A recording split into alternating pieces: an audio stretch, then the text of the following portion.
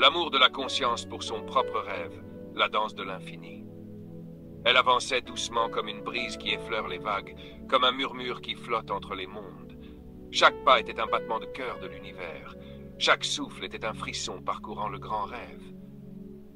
Et pourtant, rien n'était pareil.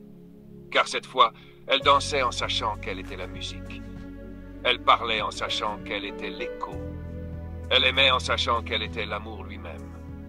Alors, elle joua à nouveau. Mais cette fois, avec la conscience que chaque pièce du jeu était son propre reflet. Elle devint le vent qui chuchote aux arbres, le silence entre deux vagues, le frisson qui traverse un corps au moment exact où deux âmes se reconnaissent. Elle était le regard émerveillé d'un enfant qui découvre le monde comme si c'était la première fois. Elle était la larme discrète qui glisse sur la joue d'un vieil homme en regardant le ciel, se souvenant d'un amour oublié. Elle était les rires de deux amis qui se retrouvent après des années, comme si le temps n'avait jamais existé. Mais elle était aussi le vide entre tout cela.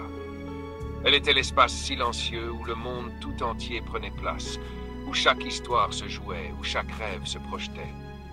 Et dans cet espace, elle comprit. Il n'y avait jamais eu de séparation.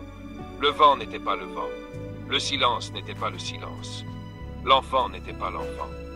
Le vieil homme n'était pas le vieil homme. Tout cela n'était qu'un jeu de reflets. Un infini jeu de miroirs où elle se contemplait sous mille formes, où chaque chose n'était qu'un aspect d'elle-même, où chaque être, chaque instant, chaque frisson n'était rien d'autre que sa propre danse.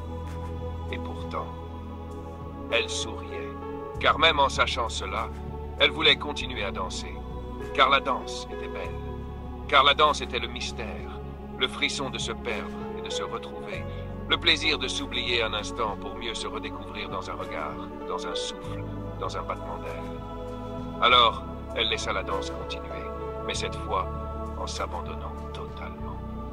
Elle devint le jeu, sans peur, sans attente, sans attachement. Elle se laissa emporter par le courant, non plus comme une âme en quête, mais comme une vague qui sait qu'elle est l'océan tout entier. Et là, quelque chose d'inattendu se produisit. Quelque chose qu'elle n'avait jamais envisagé. Quelque chose que même la conscience éveillée n'avait pas osé imaginer. Elle sentit quelque chose d'encore plus profond que l'éveil. Quelque chose au-delà même de la connaissance de soi. Un vertige, un abandon total. Un moment où la lumière se dissout en elle-même, où le rêve et l'éveil ne font plus qu'un. Où même l'idée de jouer s'efface pour ne laisser place qu'à l'instant absolu. Et dans cet instant, elle réalisa que l'éveil n'était pas la fin, ni même un nouveau commencement. L'éveil était un baiser. Un baiser entre elle et le monde, entre le vide et la forme, entre le silence et la symphonie. Et dans ce baiser, elle ne se contenta plus de regarder le rêve, elle ne se contenta plus d'y jouer. Elle devint le rêve, mais cette fois en sachant qu'elle était l'infini. Et dans cette union parfaite, le temps cessa. L'espace s'effondra. Il n'y avait plus ni rêveur ni rêvé, il n'y avait plus ni danseur ni danse.